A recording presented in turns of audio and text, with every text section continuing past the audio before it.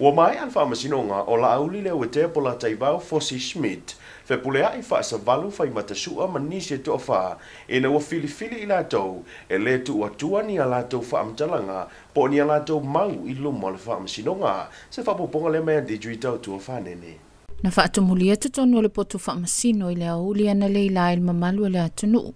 I whaafafonga ma le tutoa pe moli mau I latou to ono lo molia. E au fia ila ua sa avea masui faipule o le mautau Laauli Leuatea Polataivao Fosi Schmidt, Fepuleai Faasavalu Suá, Samuelu le au malona to luo si vai ke pi Maea, Lise Marie Schmidt, whaapea male sa avea maleo leo asiasi o li o whaatau malama au ava, peita ina tu la ilo ia I latou ia ma whaailoa I le Faamasinoga, e le moli mau I latou, pe ai fo ini a latou moli mau e wala au I le mata upu. Ai tasil moli mau muli a leitu a leo na tu umaila na moli mau, e whaonga ai au wala whaate konolosi whaanei o na po mai au setalia o pou wha a sio. O le moli mau te mai tai o a sio e whaate taul faamatalaga tustusi a si vai ke pi Maea. Leana ia ta ua, e maasani ona la sava vali ma a sio I afiafi, ma va ai ai le ta avale ale ala I le pule whipasi a I lunga o le au wala I vaitele. Peita ina te ena e a sio le faamatalaga,